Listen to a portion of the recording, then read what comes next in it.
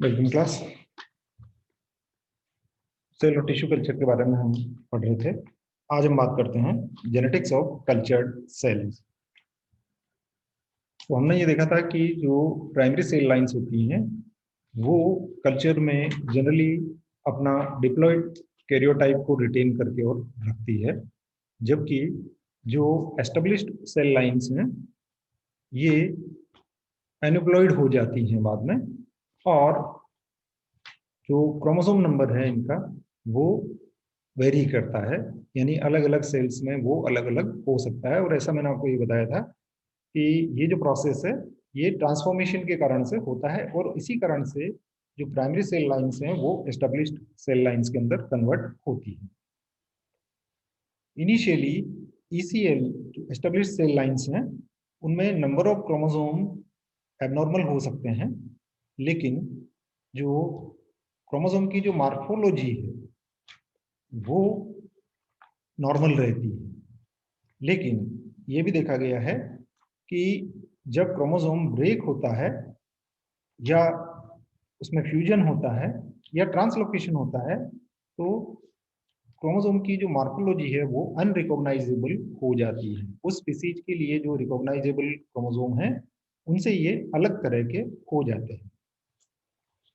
और ये हम पहले बात कर चुके हैं कि जो कैरियोटाइप है पीसीएल का वो सेम रहता है, और इसको हम यूज कर सकते हैं early diagnosis of diseases associate with chromosome abnormality. यानी कि क्रोमोसोम के साथ में अगर कोई एबनॉर्मेलिटी है तो जो जेनेटिकल डिजीज हैं जो कि इनहेरिटेबल डिजीजेज हैं उनमें हम एम्ब्रियो की सेल का प्राइमरी कल्चर करके, और क्योंकि क्रोमोसोम उसमें उसी स्टेज के अंदर ये रहेंगे तो हम इसको देख सकते हैं कि ये किस प्रकार से चेंज जो है वो हुए हैं और जो नॉर्मल हैं उनसे, और इनके अंदर क्या एबनॉर्मलिटी आई है। और स्टैंडर्ड सिलेक्शन मेथड से हम ये जो म्यूटेंट सेल्स हैं उनको हम आइसोलेट कर सकते हैं। सेल के ट्रांसफॉर्मेशन की स्टडी के लिए या सेल के हाइब्रिडाइजेशन की स्टडी के लिए हम इनको यूज में ले सकते हैं। Okay, so we come to next slide. अब हम आ जाते हैं एक बहुत इंपॉर्टेंट पार्ट पर। हमने बात कर ली कि हम कल्चर में किस प्रकार से प्रोसेस को लेते हैं। जो सेल्स हमने ली है ट्रिप्सिनाइजेशन से उनको हमने ये कहा था कि हम उनको कल्चर करते हैं, लेकिन इसके लिए एक बहुत एसेंशियल पार्ट है इसका, वो है आपका वो माध्यम जिसमें कि हम कल्चर करने जा रहे हैं, वो होगा आपका culture media. Media for culturing cells and tissues. तो ये मीडिया करता क्या है कि क्योंकि हम सेल को एक आर्टिफिशियल एनवायरनमेंट में इन विवो कल्चर इनका यहाँ पर हम कर रहे हैं, तो जो एनवायरनमेंट है ये वो ऑप्टिमल कंडीशन मांगता है जो ऑप्टिमल कंडीशन उसको अपनी नेचुरल पोजीशन में मिलती है। फॉर एग्जांपल टेम्परेचर, उसको हमें कंट्रोल रखना होगा।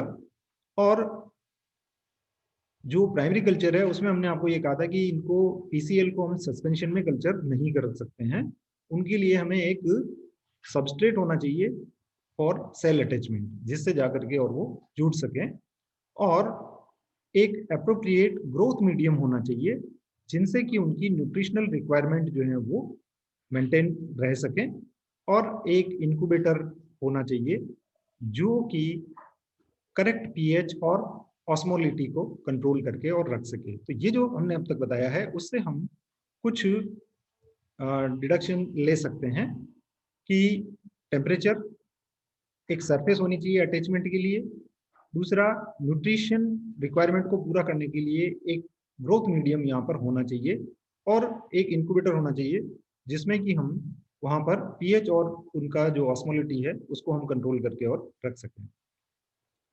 सेल कल्चर में एक जो क्रूशियल स्टेप है वो है एक अप्रोप्रिएट ग्रोथ मीडियम को सेलेक्ट करने की। जो हमने इन विट्रो कल्चर के लिए हमने कहा है। इन विवो हमने बताया है वो क्या हो गया, with in the animal, in vitro outside the animal. तो एक हमें कल्चर मीडिया इसलिए जरूरत होती है हमारे को वहां पर कि हम उसको एक आर्टिफिशियल एनवायरनमेंट के अंदर ग्रो कर रहे हैं।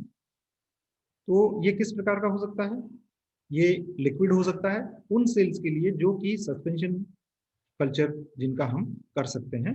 और जो पीसीएल के लिए हमने बताया था उसके लिए हमने ये कहा था कि एक बेस जो है वो इनको वहां पर होना चाहिए। तो ये जो मीडिया है ये माइक्रो ऑर्गेनिजम्स, सेल्स और जो स्मॉल प्लांट्स हैं उनके कल्चर के लिए हम इसको काम में ले सकते हैं। जो बेसिक रिक्वायरमेंट है कल्चर मीडिया की वो क्या होगी कि आपका एक यहाँ पर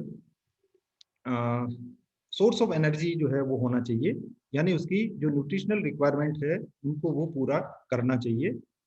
और ऐसे कंपाउंड जो कि सेल साइकिल को रेगुलेट करने के लिए जरूरी होते हैं वो वहां पर होना चाहिए।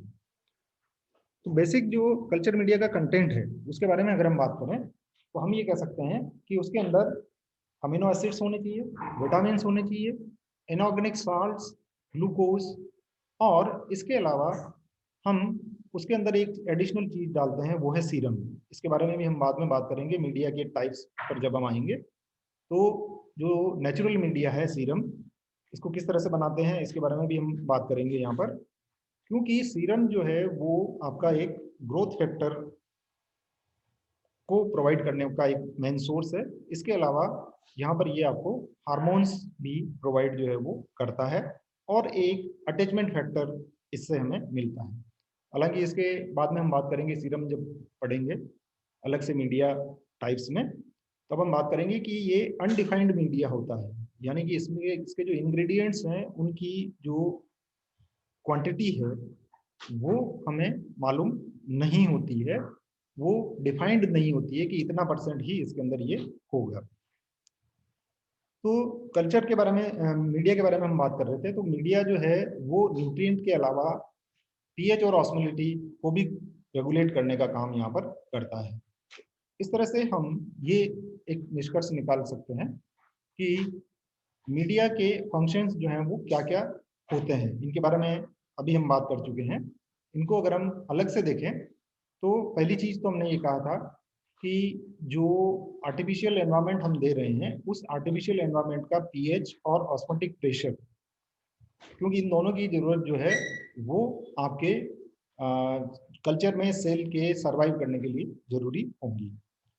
दूसरी चीज कि इसमें कुछ कॉम्प्लिकेटेड सब्सटेंसेस होंगे, केमिकल सब्सटेंसेस होंगे जो कि ग्रोथ के लिए जरूरी होते हैं, और ये सब्सटेंसेस सेल जो है वो खुद नहीं बना सकती है। For example amino acids, carbohydrates और विटामिन। अब हम आ जाते हैं मीडिया टाइप्स के ऊपर कि दो तरह के मीडिया हैं हमारे पास में, एक नेचुरल मीडिया और दूसरा डिफाइंड मीडिया। तो नेचुरल मीडिया क्या है कि जनरली ये जो बायोलॉजिकल फ्लूइड हैं उनसे हमें ये मिलते हैं, या हम कहें कि हम जो बायोलॉजिकल फ्लूइड हैं उनको हम एज ए नेचुरल मीडिया जो है वो काम में लेते हैं। अब इनको काम में क्यों लिया जाता है, तो नेचुरल मीडिया जो है वो जो आपका कन्वीनियंट होता है यूज करने के लिए, और एक wide range of cell types के कल्चर के लिए ये सूटेबल होता है। लेकिन इसका डिसएडवांटेज क्या है यहाँ पर कि इस हम उसी कंडीशन के मीडिया को वापस, या उसी स्ट्रक्चर के मीडिया को हम वापस नहीं बना पाते हैं, क्योंकि हमें उस नेचुरल मीडिया की एग्जैक्ट कंपोजिशन हमें नहीं पता है। मान लीजिए कि आपने 3-4 इस तरह के कल्चर किए हैं और उसमें किसी एक नेचुरल मीडिया का आपने जो सेट तैयार किया है उसमें सेल्स की ग्रोथ जो है बहुत अच्छी हुई है, या आपको रिजल्ट बहुत अच्छे मिले हैं, और आप चाहें कि हम इसी मीडिया को वापस रिप्रोड्यूस करें जिसके कि कंटेंट एग्जैक्टली सेम हो, तो वो हम नहीं कर पाएंगे क्योंकि हमें ये पता इसके बारे में नहीं है। तो हमें एग्जैक्ट कंपोजिशन जो है नेचुरल मीडिया की यहाँ पर नहीं पता होती है। नेचुरल मीडिया जो हैं, जो कि सेल ग्रोथ को प्रमोट करते हैं, उनको हम 3 कैटेगरीज के अंदर डिवाइड कर सकते हैं और इनके बारे में हम थोड़ा थोड़ा यहाँ पर चर्चा करेंगे। फर्स्ट, कोगुला, फॉर एग्जाम्पल क्लोट्स और plasma clots. Second one is biological fluid, for example serum, जिसके बारे में बता रहा था मैं आपको, इसके बारे में हम यहाँ पर डिटेल से बात करेंगे।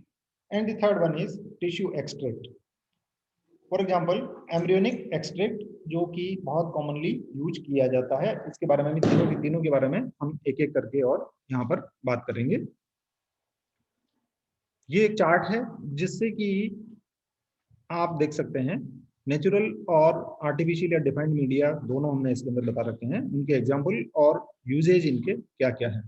तो नेचुरल मीडिया में जैसे अभी बता रहा था मैं आपको कि बायोलॉजिकल फ्लूइड हो सकता है, जैसे कि आपका प्लाज्मा हो गया, सीरम, लिम्फ, या ह्यूमन प्लेसेंटल कॉर्ड सीरम, या amniotic fluid.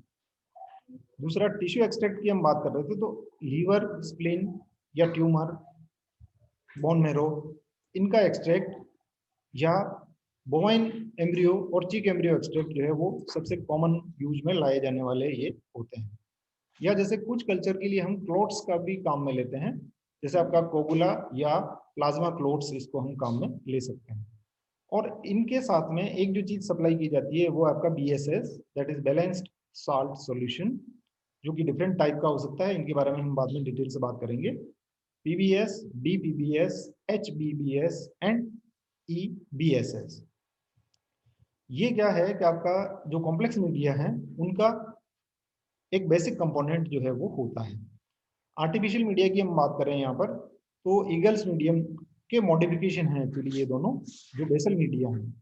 One is MEM and another one is DMEM। ये हम काम में लेते हैं प्राइमरी और डिप्लॉयड कल्चर के लिए।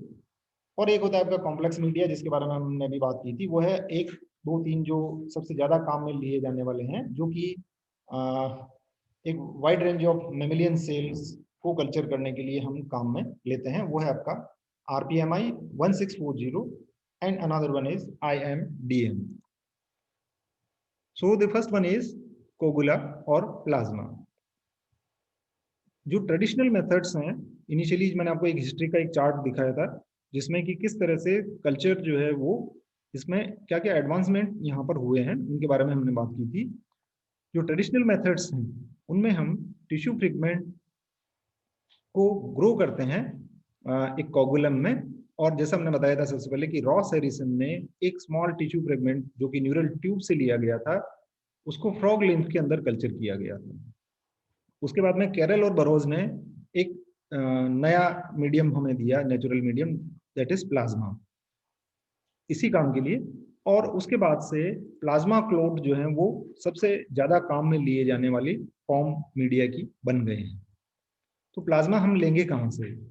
कि प्लाज्मा जो है वो किसी भी एनिमल से लिया जा सकता है, लेकिन जनरली इसके लिए जो मेल फाउल है वो ज्यादा काम में लिया जाता है, क्योंकि फाउल में ब्लड कैल्शियम लेवल जो है वो कांस्टेंट रहता है। और इससे अगर आप क्लोट बनाते हैं तो एक सॉलिड क्लोट हमें मिलता है फाउल के ब्लड से, जो कि ज्यादातर जो मेमिलियन प्लाज्मा जो हम काम में लेते हैं उनसे ज्यादा सॉलिड क्लोट हमें इसके अंदर मिल जाता है। और इस काम के लिए हम एक यंग बर्ड को प्रिफर करते हैं, यानी उसको हम काम में लेते हैं जो कि जिसकी एज जो है वो 1 साल से कम होती है। तो प्लाज्मा कलेक्ट करने के लिए सबसे जरूरी चीज क्या है कि जब आप ब्लड लेंगे तो ब्लड का कोगुलेशन हो जाता है। और हमें बेसिक रिक्वायरमेंट क्या है हमारी यहाँ पर कि उसको कोगुलेट होने से रोकना है।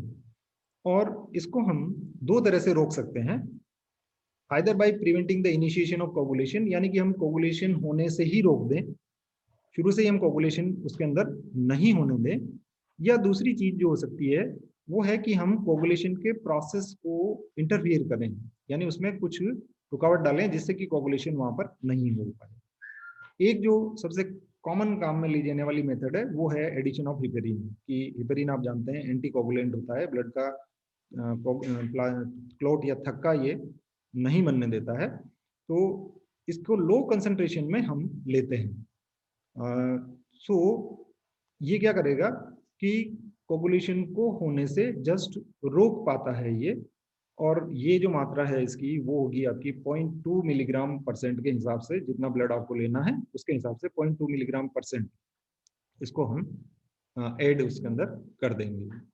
तो जो हम बात कर रहे थे फाउल से, जो हमने कहा कि वो यंग होना चाहिए, यंग होने से हमारा मतलब है कि 1 साल से कम एज का होना चाहिए, उससे हम 3 तरह से ब्लड जो है वो ले सकते हैं।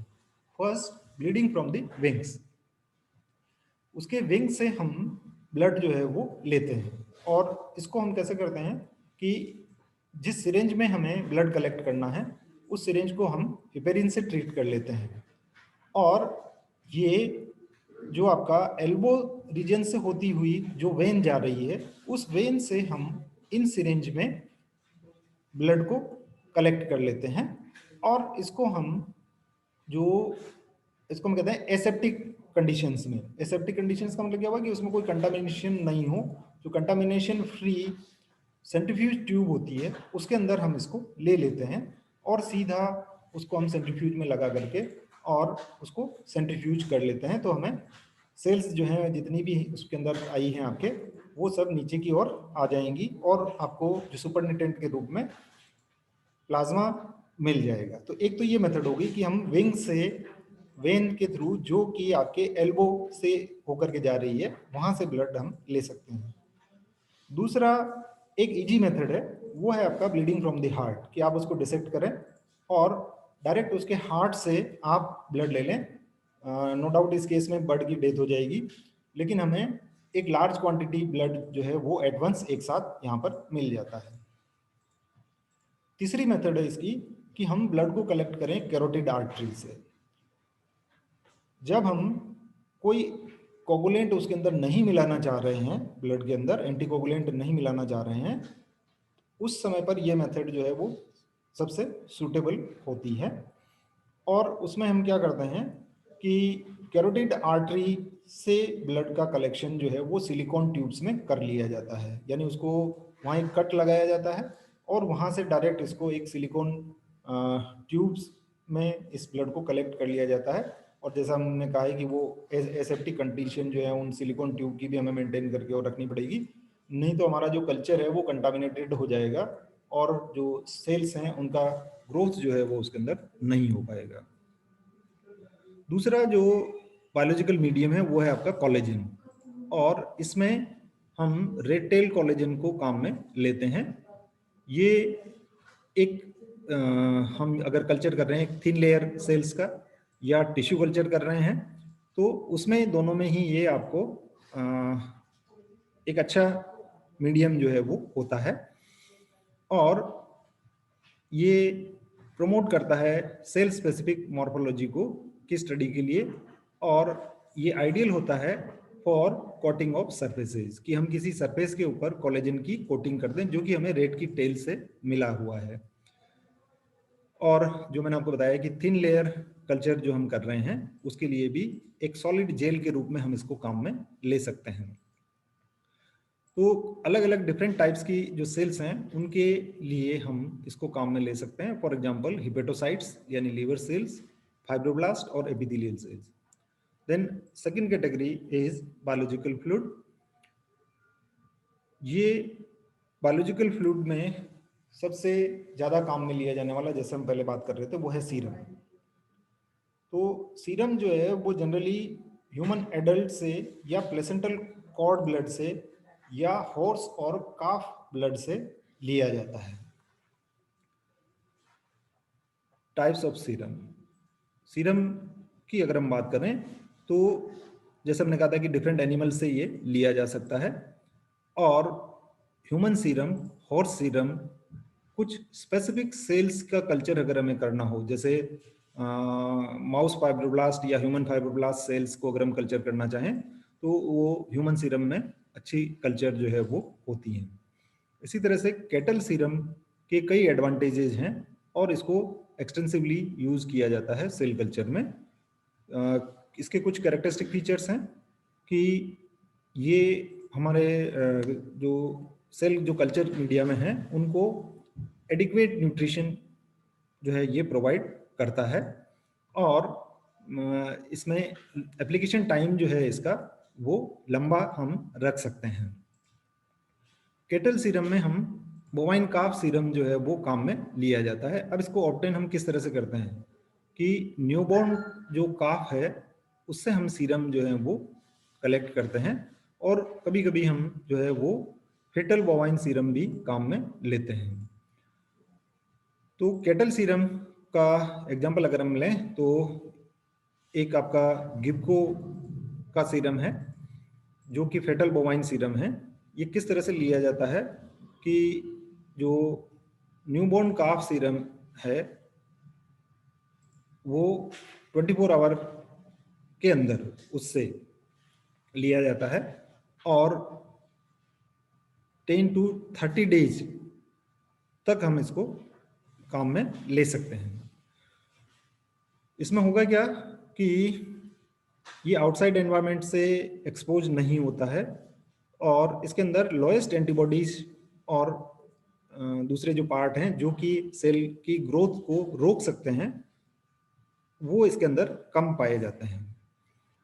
तो सीरम जो है वो बनाते किस तरह से हम यहाँ पर कि हम यहाँ पर प्लाज्मा जो लिया जा रहा है, serum is made from plasma by removing हेमेड्यूसिन and contain various plasma proteins, क्योंकि जो प्लाज्मा में जो आ गई हैं वो प्रोटीन्स होंगी, यहाँ पर पॉलीपेप्टाइड्स होंगी, फैट होंगी, कार्बोहाइड्रेट और कुछ ग्रोथ फैक्टर और हार्मोन्स जो हैं वो यहाँ पर आपको मिल सकते हैं।